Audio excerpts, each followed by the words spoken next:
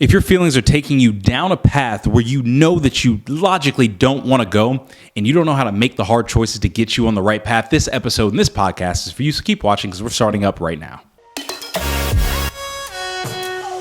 Welcome back to the Chasing a Greater Vision podcast. I'm your host, Rickey Jasper. Today's topic and episode, we're going to talk about making hard choices despite your feelings, despite how you feel. Look, I'm a remote IT professional, and it feels like I have everything at my fingertips, and I can just sit on my desk, and I don't have to do anything. I can order Uber Eats, I can get my social media, I can get any form of entertainment, and I don't have to do anything. I can be lazy, and I can just sit here and do nothing. But that's a choice that I'm making, and why it's a choice is because I'm presented different options, and I'm just choosing to do something that I feel is really comfortable, but it's not the direction that I want to take my life. And if you are in a place where you feel like your life is not going in a direction that you really want it to take, but you feel like you are succumbed to your feelings, this is definitely going to be for you. So I'll start it from a high level, 3 tips to really get you out of it. Number 1 is get clear on your true wants, not like what other people think that you want, but your true wants. Number 2, consider your long-term consequences. And number 3, set a deadline. It's very, very easy. We go 3 tips here. We're very easy, but I've realized that choices and decisions, they're interchangeable. So I'll use them kind of interchangeably, but how I've kind of interpreted this is a choice. If I'm sitting back and there's pizza on one end and there's, salad on the other, I'm presented 2 options, I'm presented 2 choices, and I make a decision based on the choices that I'm presented, right? We are presented choices every single day. And the problem is right now we have so much to choose from, and it's very easy to choose the thing that we don't have to really place a lot of effort in. And over time, that leads us to a life of stagnation. That leads us to even a lot of fear of trying something new. And a lot of that is failure to make a choice because we have this grass is greener syndrome, right? Like if you know that you have to make a choice and you have to make a decision on something, and that is going to be your decision, that can be a tough thing, because you're like, well, if I make this decision, what if this over here is better? Or what if it ends up over here being better? Now, really quick about that from a grass is greener syndrome, because I definitely would love to talk about that. I watched this great podcast clip. I don't even know who said it. This is probably 2 months ago. I might have even mentioned in another podcast. And she was really mentioning grass is greener syndrome. And it's like, you can't really know what's on the other side, because that's not the life path that you took. So that doesn't even exist. So when you make a decision, whatever's over there, it doesn't exist because that's not the life that you chose, right? So what I say now is, when you are making these choices that are leading you towards a direction that you don't want to go, you don't even know what could be on the other side. Now, what I just said could contradict, because it's like, well, Rickey, you just said grass is greener, and what could be on the other side? But in reality, you know full well you do not want to go down a path. You don't want to go down the path, right? And so you know that you have to make a decision to do something different, right? Now, I also watched this clip, which I thought was really, really great. A buddy of mine sent it to me, and it really talked about so I'm 33, and so in early 2000s, I was, 10 to 15 years old, and it talks about then and now, the difference between, kids my age back then and kids now. And when we needed a level of competition, we had to go to sport, right? Because gaming and streaming and these things weren't a thing. So we had to play sport. We had to do something where it was like, okay, we have to hone in on a skill. And now you can sit at home and you can just really, get a level of competition just by sitting, in a screen, and you don't get that in-person interaction. Now, I'm not saying that that's bad. I'm somebody who loves using technology, but it's just different. Now, when it comes to relationships, like, you had to have a little game back then. Like, that's just the reality. Like, you had to know to talk. You had to know how to talk to people. You had to know how to approach people. You had to know how to give people respect, because you're having in-person interactions. You got to know how to pick up the phone and call somebody and ask, especially back in the day, ask their parents if you can speak to their daughter or son or whatever it was, right? But now what's happened is, okay, now you can get that same level of satisfaction by just going to dating apps, by going to explicit websites or anything. And it's not the same level of satisfaction. It is making a choice to get satisfaction that's not as deep and that's not as real, right? So what happens is we can make a lot of these choices that cuts us off from society to an extent, that cuts us off from intimate connection. And then all of a sudden we find ourselves in a weird area where we're like, everything is easy. Getting a level of competition is easy.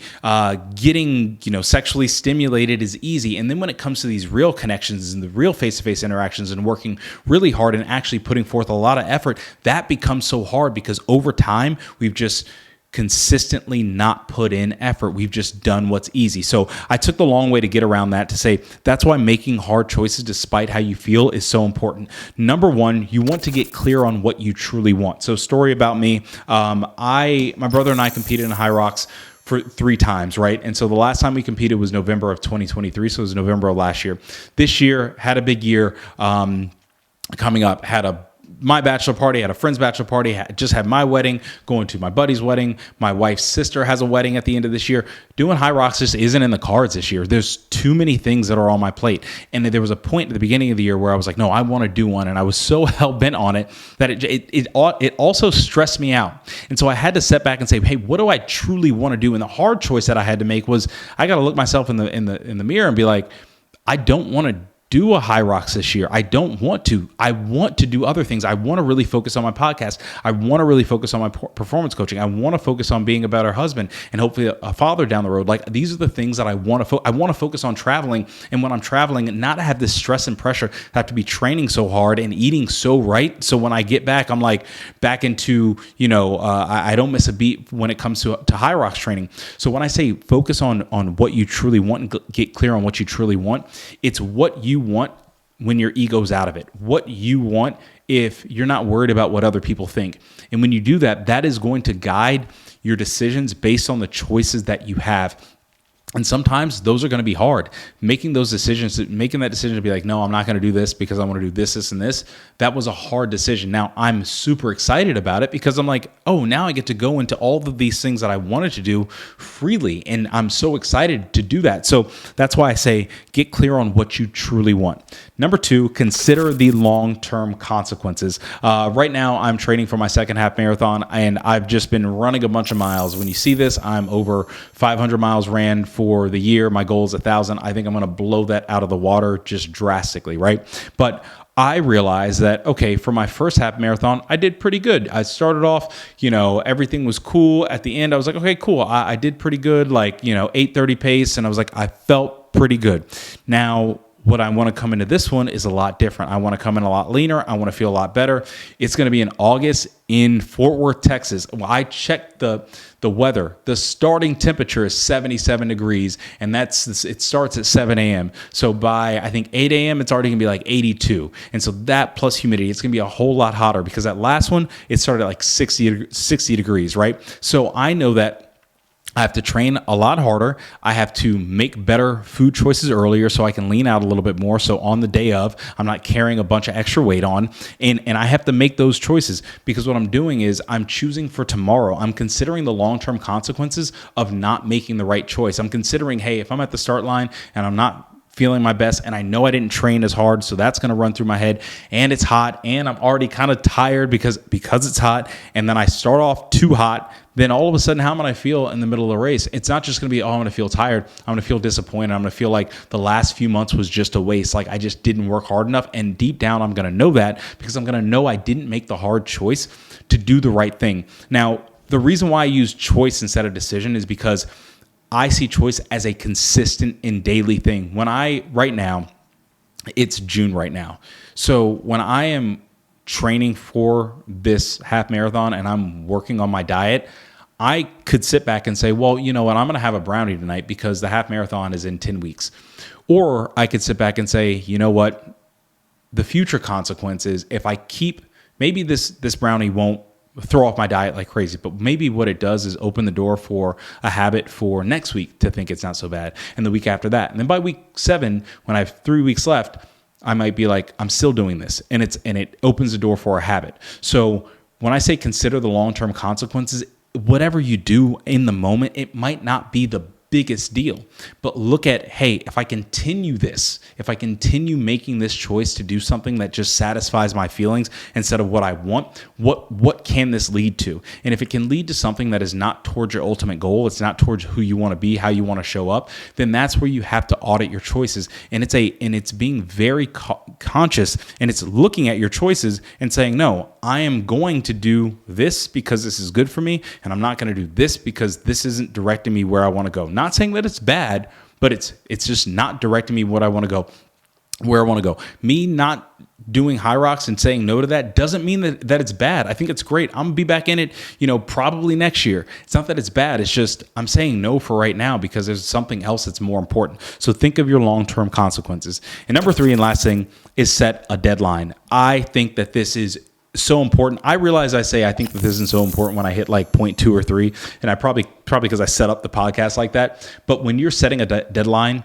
for big choices, for big decisions, it makes it easier. It's like, this is what I'm going to do. Put a time on the calendar when I'm making this choice, when I'm making this decision. The reason why I'm saying decision now is because these are typically bigger things, but it might be small and micro decisions or micro choices. Like for me, I have made a choice that if it's past 7 p.m., I'm not eating anything, right? So that is my deadline of basically when that choice is made. So when it's 7 p.m. hits, I already eat dinner probably an hour before that. After that, nothing. I've set a deadline of when I've made that choice. Now that's like a small choice. If it's a big decision, like this half marathon, boom, it's on the calendar. Unless some crazy thing happens, boom, I'm doing it. So because I'm doing and I made a decision there, it now backtracks and makes me. I'm trying to really bear this out because this is I love this. Making a decision for something in the future makes everything previously, helps make all your choices previously easier.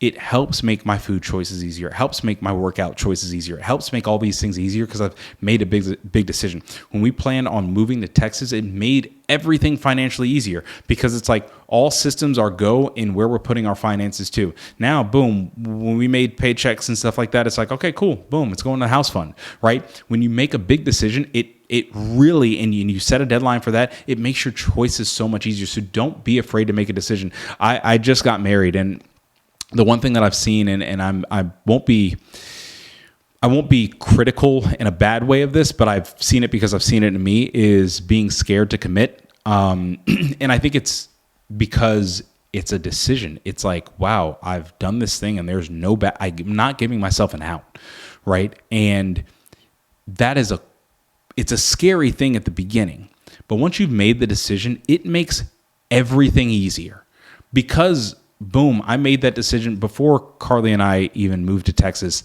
I was like, oh, this is my wife. Decision was made. So it inevitably made the relationship easier.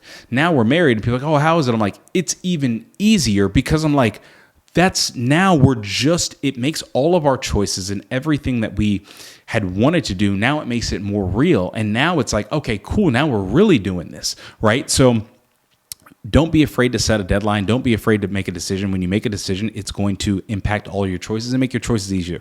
So to bring this all together and really to tie it in, number 1, get clear on what your true wants are. Number 2, consider your long-term consequences. Think who you want to be in the future. And number 3, set a deadline. If there's any tool that I want you to take away, it's because we go through the tips, but it's just a real tool that I want you to take away is think about what you're thinking about and think about your actual choices.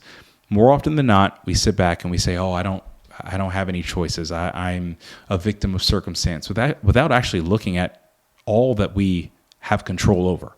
And if you don't look at what you have control over, you're just going to go by what you feel. And if you look at what you have control over, when people say, oh, I would get up and work out, but I'm tired in the morning. Okay, that's your choice.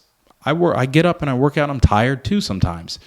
You have to make a choice sometimes away from your feelings because that's going to allow you to free up your life in ways that you can't even imagine. So make a choice, do the hard things despite how you feel. So I hope that this episode helped you out. I love sharing knowledge because of things that I've went through. I hope you really liked it. If you did, like, comment, share, subscribe, and we will see you in the next episode. Peace. For free resources, paid resources, and one-on-one coaching with me directly for fitness coaching and performance coaching using my life coding system, go to RickeyJasperII.com, and I will see you there, and we'll talk directly, and we'll make it happen.